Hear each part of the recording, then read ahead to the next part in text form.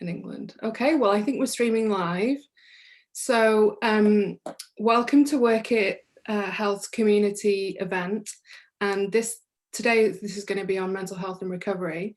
Work It Health is a digital addiction care provider, and you can learn more about addiction health, Work It Health at workithealth.com. My name's Liv Penelle, and I'll be facilitating the discussion today. We want to talk about the impact of mental health on recovery. Our panelists are Michelle Yang MBA, an activist who was featured in NBC News, CNN, InStyle, Dr. Kristine De Jesus, an author, entrepreneur, and activist who specializes in recovery, equity, and intersectionality, and Geoff Vasile, a social worker who worked in recovery and a batterer intervention and prevention planning. Did I say that correctly? Okay, good. What I'm going to do is I'm going to ask you a few questions, but before I do, is there anything else you want to say about yourself to introduce you?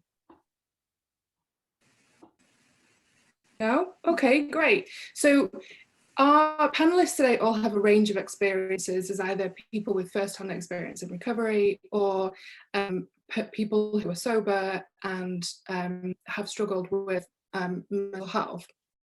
And then Dr. Kristine works specifically in this field and has a whole host of experience. So I'm really grateful that you're all here today. I just a few logistics. What I'll do is we'll ask a few questions, and then usually for around 45 minutes. And then at the end, feel free to ask any questions. There's a Q&A box at the bottom of the screen, and we'll get to as many as you can. But if you do want to ask any questions in the meantime, feel free to put them in there. And if you have any difficulties, just message us and we'll try and get to that. Panelists, I wonder too if you want to enter your details where people can reach you, or follow you or whatever, so that we don't have a rush to do it at the end. Now, without further ado, let's talk about how mental health has impacted previously your use of drugs and alcohol. Who wants to go first? Yeah, I'll go. I mean, it's pretty foundational to all substance use.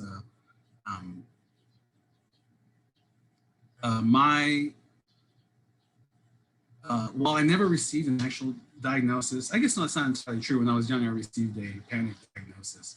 But absolutely, one of the main reasons why I continued to engage in problematic, for me, substance use, alcohol, benzodiazepines, and opioids, was specifically to mitigate and manage a pretty rocking panic diagnosis. So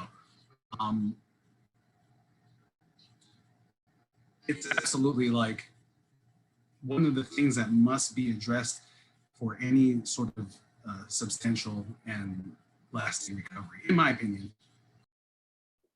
Yeah, I completely agree. And that was my experience too, was self-medicating. Michelle, so you are a person who is sober, but is not, that's a decision that you made in relation to your mental health. Do you want to explain a little bit about that? Sure, thank you. Yeah, so I was diagnosed with bipolar 1 when I was 20 years old. And I really think that the reason why I have been able to thrive as much as I have been is not only my dedication to treatment. I was lucky that I found a medication that worked for me right after I was hospitalized.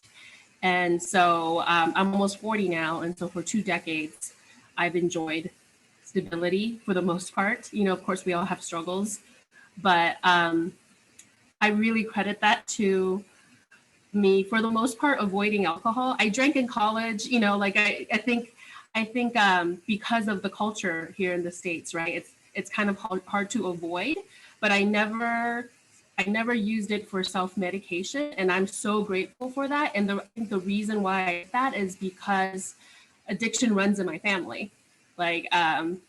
Alcohol abuse is pretty problem in Korea, and I immigrated from Korea when I was 9, and so I have some early childhood trauma that is related to alcohol abuse from family members.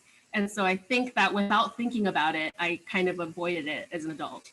So I really am grateful. I think, but I mean, it is absolutely a conscious choice because it always affects my sleep, no matter how little I drink. And then, I have, as a person living with bipolar 1, it's so serious, so important that I protect my sleep. Yeah. Thanks, Michelle. And Kristine, I'm curious, in your experience, what have you seen clinically in the relationship between using and mental health? So I want to say that there's not one universal experience, and yet simultaneously there's a lot that we see related to trauma. When I say trauma, I'm not talking, people who specialize in trauma, and I am not one of those people, but people who specialize in trauma often talk about what they call big T trauma and little t trauma. And big T traumas are like monumental events that happen, often one-time events that really cause problems in a person's life, and often PTSD and complex trauma can be a part of that. And then there's little T traumas, the smaller traumas that happen repeatedly that perhaps society doesn't recognize as traumatic, but when we have an experience over and over and over again. And, one of the things I often think about as a little T trauma in a world that doesn't recognize how white supremacy impacts people of color, is that those repeated microaggressions, right? And so, the big T trauma and the little T trauma, what we find is that so often people are using alcohol or other substances as a way of coping with intense emotions that come up and difficult experiences. Alcohol and drugs are really effective at creating some space between us and intense emotions. And so, I like to think about humans doing the best they can to survive and to thrive despite difficult experiences. And so I often think that, because alcohol and drug is really effective at creating space and distance within us from our emotions, even though it may end up causing harm long-term, I think it's an attempt for people to try to get through difficult experiences with limited resources. And so, I always find it troubling when folks look down on people who are doing their best to survive in difficult times. I just think people, use the resources they have that are available to them. And in America, alcohol and drugs are readily available. And so, that's my experience. Again, that's not a universal experience, but I do see that so often in my daily work. Readily available and sanctioned for that specific use of specifically alcohol, long cultural standard of do we have culture that's not drinking related? Let me know, because I feel like a lot of it, if not most of it, is certainly like socialization, and absolutely like how long has alcohol been tied to just fucking dealing, man. So. Well, yeah, I mean, let's be honest. We're streaming on Facebook. How many times, as you're scrolling through social media, do you see the mommy wine memes?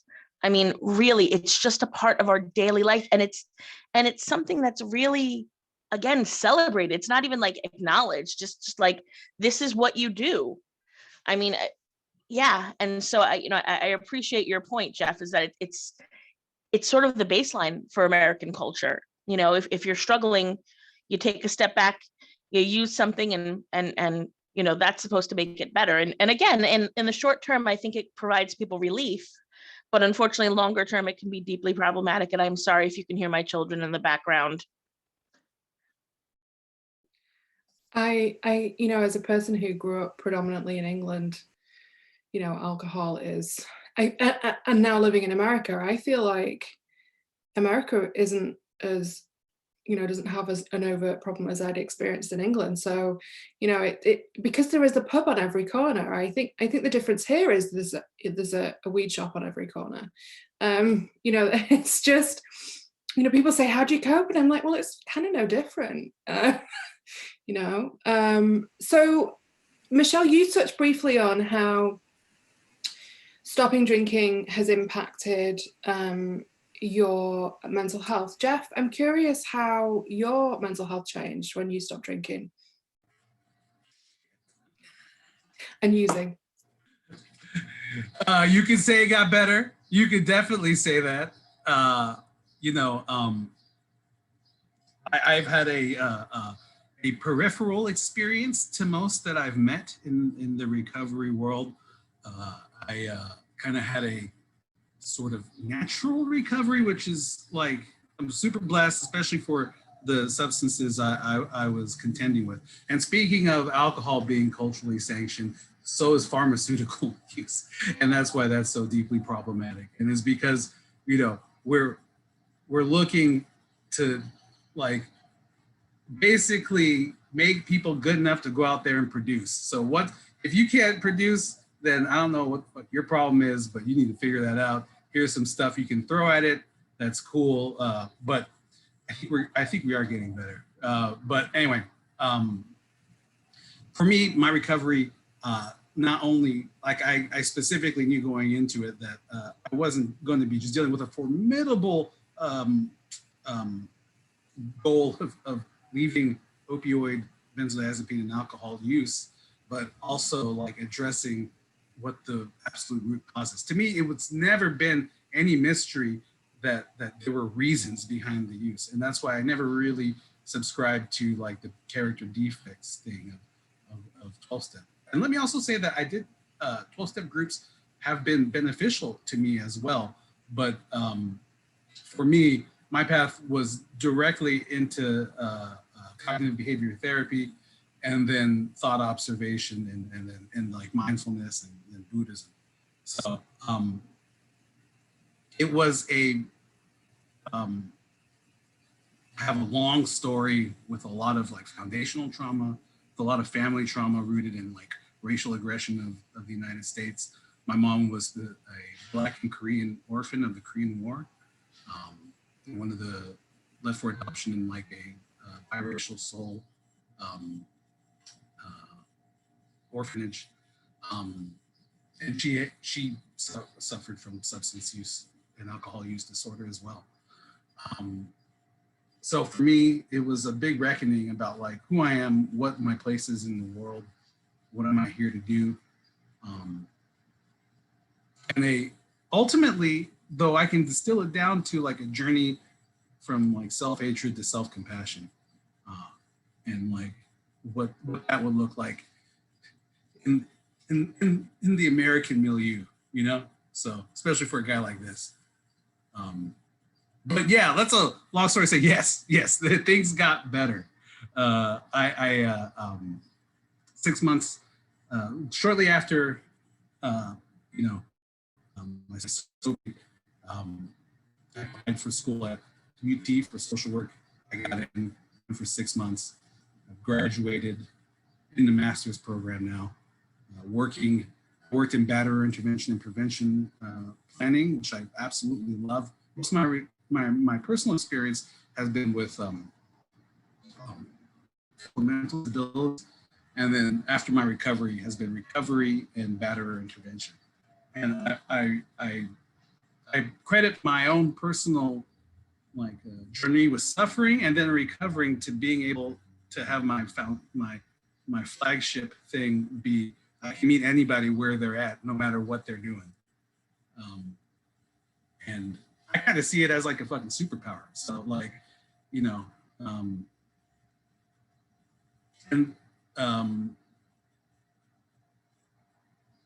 recovery has still, and I know we all have our problems with the systems that are at play, but recovery still has a special place in what used to be a heart. So yeah, that's all I got. I think self-compassion and compassion for others is one of your superpowers. I think you're one of the most compassionate people, and you when I've talked to you before, you've always shown me that compassion and asked me what I could do to be more compassionate towards myself, and I really appreciate that about you. So this is next question is from our Work It team. What understanding do you have about taking care of your mental health now that you wish someone had told you earlier in recovery? Michelle, do you want to answer that? Do you want me to repeat it? It's a bit of a long question. I mean, I was diagnosed, I think, fairly early at 20, right? But my mental health struggle, I think, started when I was 9, when I immigrated. I mean, even before, I would say, but that was, we don't talk about the trauma of immigration or of adoption, of being a refugee, like that sort of thing. I think in our culture, the emphasis is on you're supposed to be grateful and your life is wonderful now, and you can be grateful and also find it traumatic at the same time, right? Like, my life, as a person who lives with bipolar disorder, I 100% am grateful that I lived where I lived so that I had access to the type of treatment that I had. But yeah, it was, I'm sorry, I do need you to repeat your question now because I was okay. It's a bit long. I mean, essentially, what do you wish? What did I wish I knew? Yeah. So I mean, it was such mental health was so stigmatized, right? Mental illness was so stigmatized that it was really hard for me to access help. So even though I struggled starting at 9, I suffered from severe depression. I was crying myself to sleep because I was so homesick for Korea, and really struggled to learn English because I learned English in 2 years, but that was because I had to. It was like, you have to survive. I was the translator for my parents, who soon opened a takeout restaurant, and so I was working from I was 12 every day after school, and so I had so much pressure. And the thing that I wish I knew about mental health is like just that as a concept, right? I didn't really learn about it until I took a psychology class in college. I mean, in high school, and the self-compassion that we've talked about already, that we've touched upon. And I think one of the most powerful exercises I've done in therapy is when my therapist said, go back and talk to your childhood self, and what would you say to them? Like, what kind of, empathy and support would you say? Because there was so much that I carried that I just thought, oh, it's my fault why am I like this? Why am I having hallucinations? Why can't I sleep? Why can't I just relax? I'm just such a worrywart, is what I always said, because I didn't have the language, the vocabulary to identify what I had. And I couldn't go to my parents because they would worry. And then when I did, they got scared and they were in denial, and they were worried that if they took me to a therapist, that it would end up on my permanent record, because they didn't trust the American system, right? This is not what they know. And so if it's end up on my permanent record as a high school student, that I wouldn't get into college and the rest of my life would be ruined.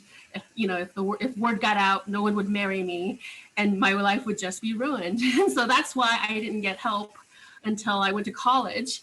And actually I had to study abroad in China. And then I had a manic episode. And there, my reputation as a stellar student didn't precede me. There, the model minority myth didn't exist. And so when I had a manic episode, they recognized that something is wrong. And so they called my dad to come get me. And, that's when I first saw a real mental health provider and was able to, have my issue be taken seriously and brought back to the States and diagnosed. So yeah, I mean, I know it's kind of a long answer, but it's like, what did I wish I knew? It was like everything. And I know so many people who are in different people of color communities that have the same thing, the same sort of denial, the same sort of, just lack of access to help. And also I want to, say this one thing and wrap up, but it's like, there's so much that society does where we equate good grades with good mental health, where we equate career success with good mental health. And that doesn't make any sense, right? Because mental health is health. Like, we would never say Somebody is a CEO, and so they'll never get cancer. Somebody, is a soccer star and straight A, so they'll never be, asthmatic or something, that won't happen. But we make that sort of assumptions about mental health all the time. Oh, my kid's fine. She has straight A's, and that's one of, a big misconception that I wish to undo as a mental health advocate. Primarily we're concerned about like security and safety, and I think especially for marginalized communities, nobody wants to be, like, as they see it, stuck with another fucking thing they have to overcome, right? So like it seems like another barrier, and an impossible barrier. So I think like all destigmatization, I think for that answer, Liv, like for me, if I wish I could know something earlier, was that everybody's got something fucking going on, right? Like, so everybody's dealing with something. Like, and I think, especially some who are a little older, have a history of being gaslit about like what's wrong with you, but everybody's got some kind of thing going on, and we are, all of us, everyone that's alive, 2 or 3 bad things away from complete catastrophe. So like, I'm sorry, that seems like not a very inspirational thing to say, but like, and I think that what you're talking about is like, everyone wants this illusion of security. We're like, you're fine, it's good, you're fine, to not know that like, really, like any sort of couple things can happen, and we can be in anyone other's place. I feel like there's so much further to fall living in America. It could just take one thing, and it's frightening. Kristine, what do you, from working with people, what do you tell people early on when they are coping with a mental health diagnosis? Yeah, so I think one of the things that the mental health field really struggles to do is give people basic information about what the process of change is. And I think it's such an important thing. I think for those of us who work in the field of mental health, we're so indoctrinated in the system that we just, it's sort of like the way we talk in acronyms. Oh, I have ADHD with BPD. And like, I remember coming home from graduate school my first semester and talking to my mother. She's like, you're speaking a whole different language that I don't understand. And I was like, right, okay, let me translate. And so I think it's really important when we're talking about substance use disorders, when we're talking about mental health diagnosis, that we really break things down in a very simplistic way. That isn't the way we're taught to think as people who are working in the field. And I think it's really important to let people know that the process of change is hard. Like, the process of change can be really painful. And I think when we give people that information and understanding of, there's a reason we've created distance between ourselves and some of our experiences, as a self-protective stance. And as we're going through it, it's going to be hard. It's going to be painful. We're going to dredge up things that aren't always so comfortable. I think when we give people that forewarning and that education, it makes it so much easier to cope and understand when those things do come up, right? And so I often say to students when I'm working with them, so if you start feeling worse, it's actually a sign that you're getting better because you're feeling, right? And I think we live in a culture that really prioritizes appearing okay over being okay.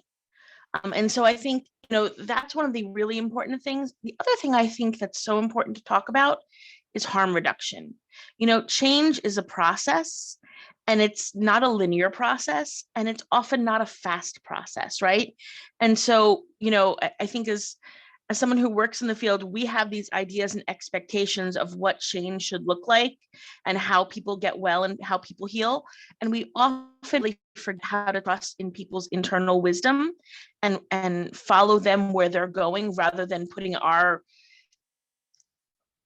medical knowledge or our clinical knowledge ahead of the cart. And so, I think it's about, if we're sitting with people, trusting that that they have an awareness of themselves if we can, if we can be with that part of them and allow that to come into the room, rather than assuming that as the clinician or as the practitioner that we hold all the knowledge. And I think when we come from that perspective, we're better able to help people reduce harm and begin that healing journey. Right, more like co-collaboration than, yeah, that power dynamic. Yeah. Yeah, I think it's so important to empower people in their own lived experience, right? I mean, I'll never know what it's like to live in Geoff's body or Michelle's body or your body live, right? You all have a wisdom and experience of your lived experience that no clinical knowledge is going to give me, right? And so I really think that when we start respecting the people in the room in their humanity, we create an opportunity to reduce harm and make progress that otherwise we may not when we push that power differential.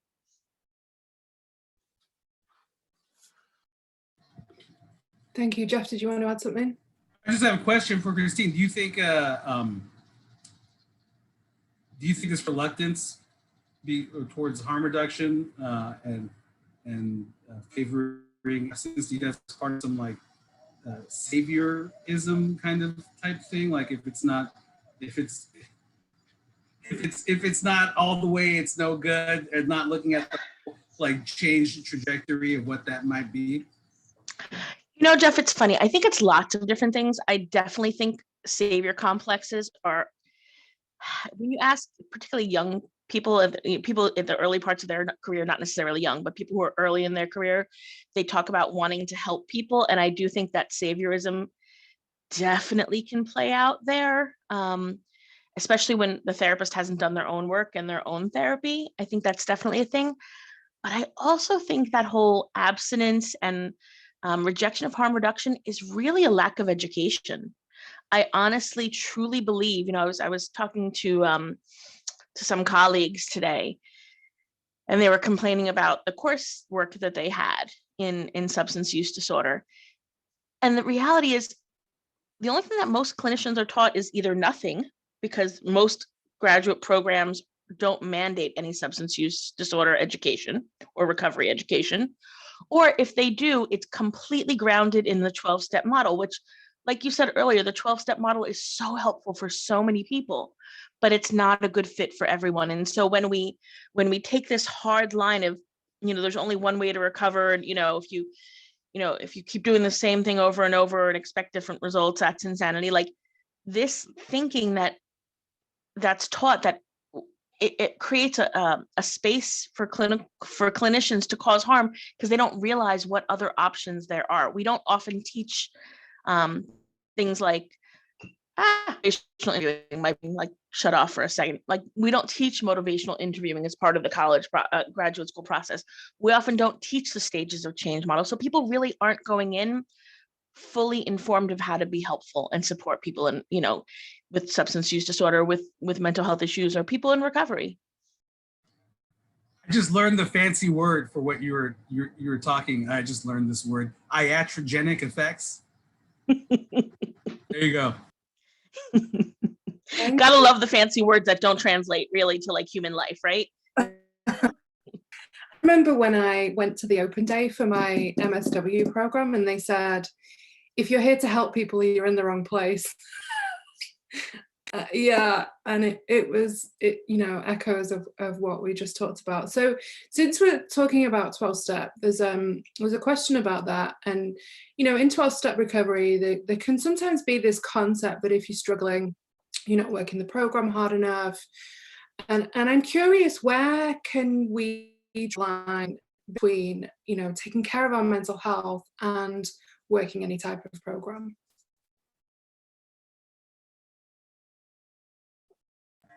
That's a great question. Can you read it one more time just so I can get the specifics? I'm sorry. Sure. So in 12-step recovery, there's often the concept that if you're struggling, you're not working the program hard enough. Like where do you draw the line between taking care of mental health and working any recovery program, right? Because the suggestion is that you're not working hard enough. Like you could respond there, what your perception is of that, or where you would draw the line? I feel like I keep going first. Someone go. Kristine, do you want to? Yeah, I can't speak to this one. So Sure. Yeah. So, I mean, I really struggle with that whole idea because I don't know. And, Geoff, this makes me think of other conversations you and I have had in the past, but I think part of the human condition is struggling. And so, like, how could we not struggle? I mean, I think it's absurd to me.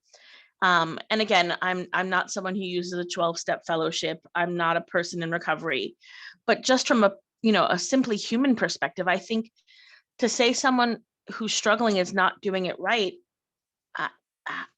I think that's a really a gaslighting tactic and harmful. I mean, I don't know about everyone else on this thing, but I feel like life, particularly during the pandemic, is a struggle daily. And does that mean I'm not doing it right? Or does that mean I'm completely connected with my reality?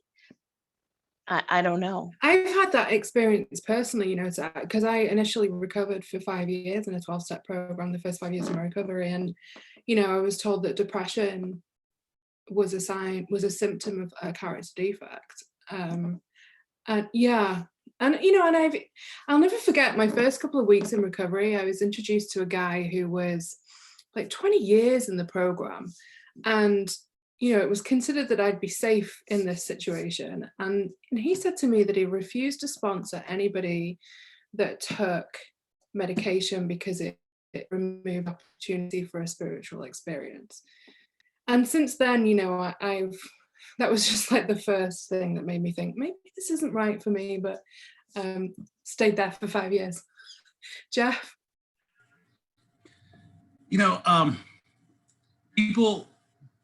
People get so concerned about how things reflect upon them rather than what the person is actually going through. So we get caught up in all these plans and ideas of how things are supposed to fucking be, and when we do so, we deny ourselves the regular basic, like, in front of you compassion piece that's screaming, right? Like, logic and compassion are inseparable. So, like, if you're not touching that place of compassion, then really, what are you doing out here? What are you following? And that has more to do with you and what you think or what you're going through than this person who's having a hard time, man. Like, we all have hard times. So I don't know. And I feel like, though, to go ahead and be fair, I feel like this is a big feature of recovery overall, not just like 12-step and also mental health stuff. And people get super concerned about how someone's progress impacts upon them. And, to be fair, if you're working and you have some crazy caseload, then you have to have some certain data structure. So, we're all enthralled to these structures, and then we just lose the basic compassion piece, the one piece that, like, actually helps people get a little better. Yeah. That's the perfect segue into the next question, which was, there's this general philosophy around mental illness as a whole, like, from people that have a lack of understanding or, an ill-conceived belief system around it, that, it's just a case of pulling yourself together or, just getting out and doing something. And oftentimes that's kind of more punitive. So I'm curious, what kind of responses might you have with somebody who would suggest, like, oh, well, you just need to put yourself together? Michelle, do you want to? Yeah, sure. I mean, that's all I was told, right? Up until it's like, the pull yourself by your bootstraps, or like, just snap out of it, and it's so frustrating. It's very ableist. It's what it is, right? Because it's the assumption that they just couldn't possibly understand, what is actually a chronic condition, a serious mental health, and mental health is health, so it's like a serious health condition. And so it's like telling a person with cancer to snap out of it, telling a person with asthma to stop it, just breathe, just take a deep breath, and we would never do that. It's so insensitive. It's just like, to go to a darker place when people say suicide is a selfish act. You would never say dying of cancer is a selfish act, but people say that all the time. People say that openly. And there's such a lack of sympathy and understanding and empathy, right? That I hope the world changes for our kids, yeah, and for ourselves. I couldn't agree more. Kristine? And I think, Michelle, you have such a beautiful point, right? The world needs to change, but I think it's discussions like these that we're having right here and really breaking down the ways in which the messages we tell people caused harm, right? And I think so often we don't talk about the ways in which we cause harm. And I so often think that we don't uplift the voices of those who are most experienced, right? We put people like me on panels all the time and we talk a lot, and I realize I'm talking a lot today, so I should probably be quiet, but but right, the people with lived experiences so often can tell you what they need and what they don't need and what's causing harm. And yet it's so rare that we put people on panels and in position, and identifying them as experts who actually have the lived experiences, right? And so when we do that, and when someone like you speaks up and says like, yeah, telling me to get over it was actually caused more trauma and more harm and actually slowed down my healing process, those of us who are in positions of power and privilege as medical providers need to like sit back and be quiet and listen and reflect on how we're causing harm. Because realistically, I do think that's exactly what we're doing. Yeah, and as far as, thank you for saying that. And as far as like cultural competency in treatment, how important that can be, because I, saw, there was one therapist that I saw that I should have walked out, but I didn't because I was just so frozen in my seat, was that as soon as I sat down, she started saying, all your people are concerned about is honor and respect. All your people. And I kept trying to, and this is in Seattle, in our liberal bubble, supposedly, right? And I tried to, anytime I tried to interject, she would cut me off with like, try to regurgitate what she knows about my culture and my people. And, that's happened more than once, not only in a therapy setting, but I think what happens is to be compassionate about where she's coming from. I think she felt uncomfortable in treating me, right? She felt like she was out of her normal wheelhouse. And so she was trying to establish her expertise by spitting some stereotypes at me instead of listening to me, instead of listening to why I actually came to see her. And so, I think, I get asked, I've been to, NAMI national conferences and stuff where I've seen people give presentations about Asians do this, African Americans, Black people, are like this, and Latinos, Latinx people have this sort of issues, and it's like this is now today that's still happening, and people are discussing like how are we able to reach out to these communities of color? How do we provide culturally sensitive treatment? But it's like, okay, well, how do you provide treatment to a white person? Don't you listen? Aren't you supposed to listen first and foremost? Like, why is it different for a Black person or an Asian person? And so, so thank you for that point. And that was just my reiteration of it. Thank you. Geoff, did you have anything to add? Apart from horror. I'm so sorry. That's just that's just my default condition nowadays. The experiential connection in like any sort of like quote unquote therapy is like, I'm in like several Facebook like therapist tools group, and everyone's sharing like modalities out the yin yang and theoretical. But if you don't base these things in basic compassion, they're worthless. So it boggles my mind how many times you remind these people out here. But, you know, because they're out there trying to make their money, and, you know, we're all out here to keep their money. So, like, you know, all these other things. And so really into a modern traditional therapist relationship, that idea of like, I got to make this buck, like, is still somewhere in there that like, and if you can't connect with someone, then it becomes adversarial rather than what you want. Like, you know, in a sane or more sane-ish world is like, we're not connecting, like, but that's fine. There's billions of people in the world with different experiences, and we'll keep moving on. But if you can't connect to a therapist, then it translates to some sort of failure, and then that stigmatizes people from seeking a beneficial, healthy, therapeutic relationship on whatever terms that they conceive it to be. Yes. I think so often with therapy, it's about, you know, people go in there thinking, I need better help at learning how to cope in this world, rather than, you know, thinking, what do we need to do that's going to change things structurally so that we're not having to cope with these issues. Yeah, it's pretty horrifying how privilege feeds into therapy, and how we just don't look at our social location in relation to, you know, cultural competence, right? We have a question from somebody who is attending, and I think it's a great question to ask where we're at, and it is when is it okay to start saying no?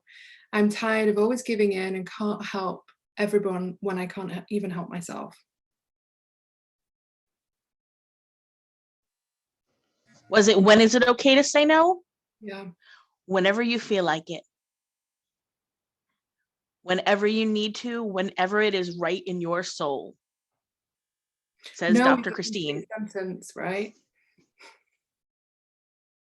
And that's really difficult to do sometimes, right? Like, I've had to draw boundaries with my family of origin, whom I love dearly, but sometimes it's very triggering, traumatic. Like, I needed almost 2 years after the birth of my son to heal, where I didn't talk to my parents.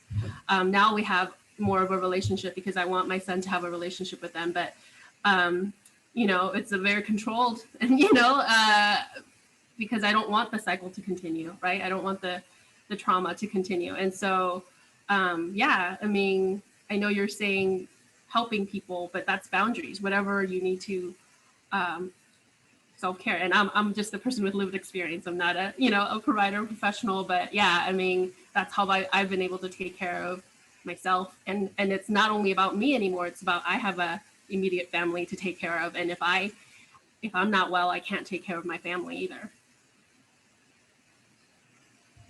One of the many unfairnesses of life is that trauma isn't your fault, but unfortunately it's your responsibility to heal from it. So, and that's why it's an act of courage to do anything. I don't know if this question was centered around boundaries or if it's about personal substance use or anything. When you know when it's to say no, I think the answer is still the same.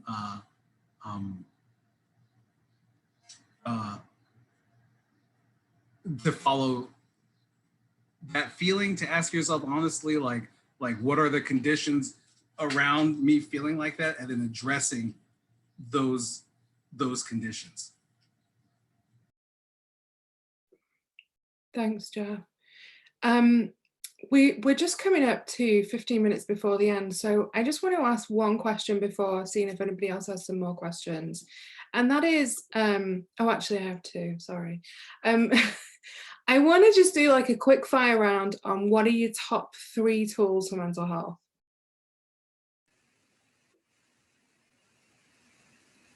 I would say sleep is really, really important, especially for bipolar disorder. But I know any sort of depression, anxiety, you have to get enough sleep. And that sounds so simple, but yeah, so important. For me, medication is important. I know not everybody is right, but for me, bipolar 1, I think for the most part, you need medication. It's made all the difference for me. And then, paying attention to your triggers and, and how you can deal with them. For me, getting outside once a day really helps with depression, and I actually turn on all the lights in the house because the brightness really helps me. So just paying attention to that stuff like that. So I'll just leave it at those three, but it's, counts as self-care, I guess you could say. Thank you. Geoff? Man, but to nail it down, Michelle had a great 3, so I'm gonna re-perspective, her 3 are my 3, but from a different outward look. What the hell I'm talking about? Music, humor, and service. Great. Kristine? So I think, my top 3 would be rest, which I think is such, sleep, yes, but rest and sleep don't always coincide. So, taking the time to replenish. I think a good, diet can be really healing for folks. And that, that doesn't mean you're eating perfectly. It means we just get some good greens and fruits and things that come from the earth naturally that aren't always so processed, I think can have a profound impact on how we function. And I think harm reduction, connection. right, Kristine? That's right, harm reduction, right? Just get that veggie in. That's a form of harm reduction. And then connection, right? Our ability to just be in community with others. I think there's so much healing that happens, and when I think so often when people are struggling with mental health and substance use issues, we're siloed, we're alone, we're not understanding that this is an experience that in so many ways is global. And I think that connection can really be such a healing and curative process for folks with mental health and substance use issues. Thank you. I'd add therapy too. That, if it's accessible, that has been a tremendous help to my recovery. My last question is, bearing in mind there is still stigma in relation to mental health, and I'm curious what people's hopes are in the next 5 years for how we relate to others who might be struggling with their mental health, or even, how we acknowledge where they're at. I guess I'll go first again. I think that, I repeated this several times, but mental health is health, right? To think about it, for people to think about it like physical health. It's such a simple thing. I think it's so much easier to apply a